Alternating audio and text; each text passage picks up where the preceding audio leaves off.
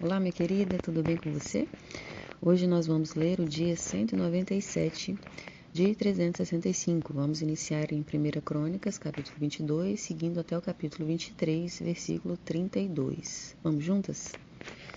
Davi disse: Aqui se levantará a casa do Senhor Deus e o altar do holocausto para Israel. Davi deu ordem para que fossem reunidos os estrangeiros que estavam na terra de Israel e encarregou pedreiros que preparassem pedras lavradas para a construção da casa de Deus. Davi ajuntou ferro em abundância para os pregos das folhas dos portões e para as junções, bem como bronze em abundância, que nem foi pesado, além de madeira de cedro sem conta, porque os homens de Tiro e de Sidom a traziam a Davi em grande quantidade, pois Davi dizia: Meu filho Salomão ainda é moço e inexperiente, e o templo que será edificado para o Senhor deve ser sobremodo magnífico, para nome e glória em todas as terras. Portanto, vou providenciar o necessário para a construção. Assim, antes de morrer, Davi providenciou materiais em abundância. Então Davi chamou Salomão, seu filho, e lhe ordenou que edificasse um templo ao Senhor, Deus de Israel. Davi disse a Salomão: Meu filho, tive a intenção de edificar um templo ao nome do Senhor, meu Deus. Porém, a palavra do Senhor veio a mim dizendo: Você derramou muito sangue e fez grandes guerras. Você não edificará um templo ao meu nome, porque derramou muito sangue na terra, na minha presença. Eis que lhe nascerá um filho, que será homem pacífico, porque lhe darei descanso de todos os seus inimigos ao redor. Portanto, o nome dele será Salomão, e nos seus dias darei paz e tranquilidade a Israel. Este edificará um templo ao meu nome. Ele me será por filho, e eu lhe serei por pai, e eu estabelecerei para sempre o trono do seu reino sobre Israel. Agora, meu filho, que o Senhor esteja com você, a fim de que você prospere e possa edificar a casa do Senhor, seu Deus, como ele disse a seu respeito. Que o Senhor lhe conceda prudência e entendimento, para que quando for rei sobre Israel, você guarde a lei do Senhor, seu Deus. Então você prosperará. Se tiver o cuidado de cumprir os estatutos e os juízos que o Senhor ordenou a Moisés a respeito de Israel. Seja forte e corajoso, não tenha medo nem fique assustado. Eis que, com muito esforço, preparei para a casa do Senhor 3.400 toneladas de ouro e mais de 34.000 toneladas de prata, e bronze e ferro em tal abundância que nem foram pesados. Também preparei madeira e pedras, cuja quantidade você pode aumentar. Além disso, você tem um grande número de trabalhadores, cortadores de pedras, pedreiros, carpinteiros e peritos em todo tipo de trabalho, em ouro, prata, bronze e ferro, que não se pode contar. Portanto, mãos à obra, e que o Senhor esteja com você. Davi ordenou a todos os chefes de Israel que ajudassem Salomão, seu filho, dizendo: Não está com vocês o Senhor, seu Deus, e não é fato que lhes deu paz por todos os lados? Pois ele entregou nas minhas mãos os moradores dessa terra, a qual está sujeita diante do Senhor e diante do seu povo. Agora, disponham o coração e a alma para buscar o Senhor, seu Deus.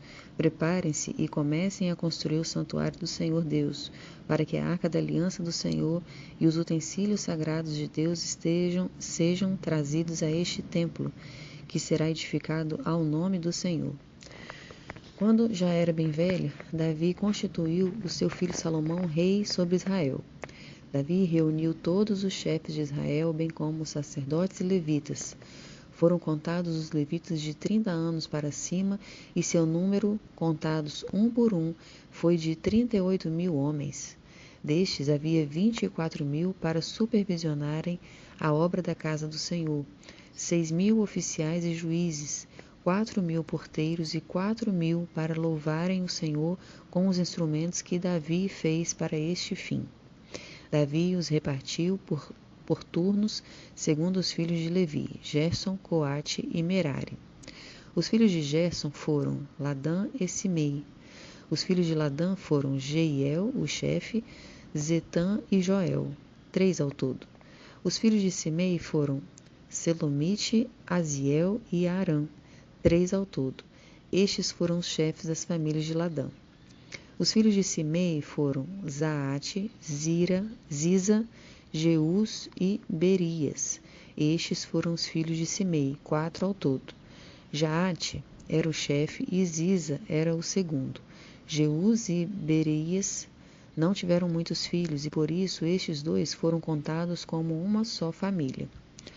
Os filhos de Coate foram Arão, Issar, Hebron e Uziel, 4 ao todo. Os filhos de Arão foram Arão e Moisés. Arão foi separado para servir no Santo dos Santos, ele e os seus filhos para sempre e para queimar incenso diante do Senhor, para o servir e para dar a bênção em seu nome para sempre. Quanto a Moisés, homem de Deus, seus filhos foram contados entre a tribo de Levi. Os filhos de Moisés foram Gerson e Eliezer. Os filhos de Gerson foi Sebuel, o chefe. O filho de Eliezer foi Reabias, o chefe, e ele não teve outros filhos, mas os filhos de Reabias se multiplicaram grandemente. Os filhos de Issar foram Selomite, o chefe. Os filhos de Hebron foram Gerias, o chefe, Amarias, o segundo, Jaaziel, o terceiro, e Jecameão, o quarto. Os filhos de Uziel foram Mica, o chefe, e Isias, o segundo. Os filhos de Merari foram Mali e Mussu. Os filhos de Mali foram Eleazar e Quis. Eleazar morreu e não teve filhos, porém filhas. E os filhos de Quis, seus parentes, casaram com elas. Os filhos de Mussi foram Mali, Éder e Jerimote, 3 ao todo. Estes foram os filhos de Levi, segundo as suas famílias e chefes delas.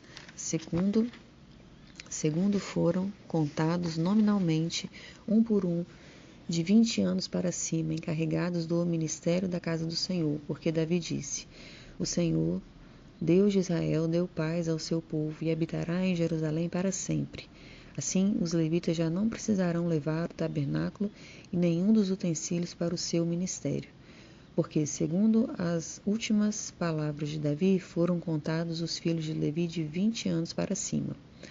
O serviço deles era ajudar os filhos de Arão ao ministério da casa do Senhor, nos átrios e nas câmaras, na purificação de todas as coisas sagradas e na obra do ministério da casa de Deus, a saber, cuidar dos pães, da proposição, da melhor farinha para a oferta de cereais, dos bolos sem fermentos, das ofertas assadas e das misturas com azeite, bem como dos pesos e das medidas. Deviam estar presentes todas as manhãs e todas as tardes para darem graças ao Senhor e o louvarem, e sempre que fossem oferecidos os holocaustos ao Senhor, nos sábados, nas festas da lua nova e nas festas fixas, diante do Senhor, segundo o número determinado. Os filhos de Levi deviam cuidar da tenda do encontro e do santuário, e deviam ajudar os filhos de Arão, seus irmãos, no ministério da casa do Senhor. Vamos seguir agora em Romanos, capítulo 3, do versículo 9 ao versículo 31. Que se conclui: temos nós alguma vantagem? Não, de forma nenhuma, pois já temos demonstrado que todos, tanto judeus como gregos, estão debaixo do pecado. Como está escrito: não há justo nenhum sequer, não há quem entenda, não há quem busque a Deus. Todos se desviaram e juntamente se tornaram inúteis. Não há quem faça o bem, não há nenhum sequer. A garganta deles é sepulcro aberto, com a língua enganam, veneno de víbora está nos seus lábios.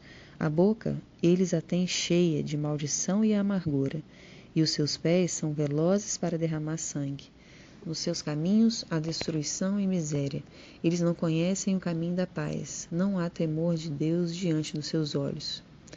Ora, sabemos que tudo o que a lei diz é dito aos que vivem sob a lei, para que toda boca se cale e todo mundo seja culpável diante de Deus. Porque ninguém será justificado diante de Deus por obras da lei, pois pela lei vem o pleno conhecimento do pecado. Mas, agora, sem lei, A justiça de Deus se manifestou, sendo testemunhada pela lei e pelos profetas. É a justiça de Deus mediante a fé em Jesus Cristo para todos e sobre todos os que creem. Porque não há distinção, pois todos pecaram e carecem da glória de Deus, sendo justificados gratuitamente por sua graça, mediante a redenção que há em Cristo Jesus, a quem Deus apresentou como propiciação no seu sangue, mediante a fé.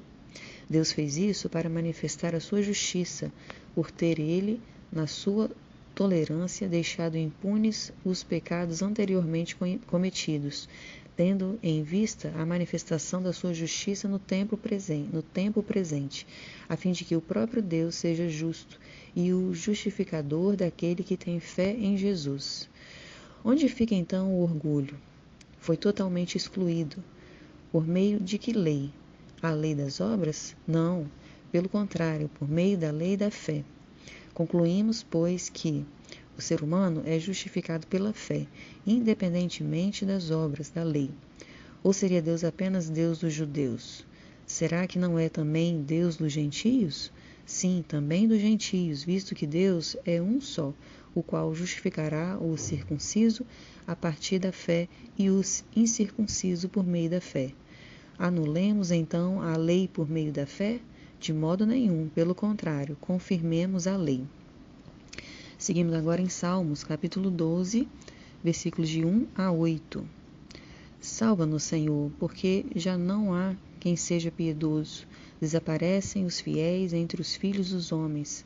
Falam com falsidade uns aos outros.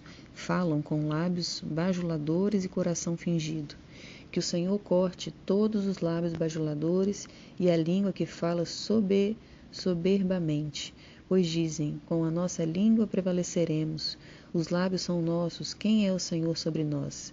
Por causa da opressão dos pobres e do gemido dos necessitados, eu me levantarei agora, diz o Senhor, e porei a salvo aquele que anseia por isso. As palavras do Senhor são palavras puras, prata refinada em forno de barro, depurada 7 vezes. Sim, Senhor, tu nos guardarás, tu nos livrarás desta geração para sempre. Os perversos andam por toda parte, quando aquilo que não presta é exaltado entre os filhos dos homens. Finalizamos a leitura de hoje em Provérbios, capítulo 19, versículos 13 e 14. Um filho tolo é desgraça do pai, e uma esposa briguenta é como uma goteira que não para. A casa e os bens vêm como herança dos pais, mas a esposa sensata vem do Senhor. Amém, minha querida, que o Senhor te abençoe nesse dia. Eu sou a Cláudia, agradeço muito a sua companhia. Te espero na próxima semana.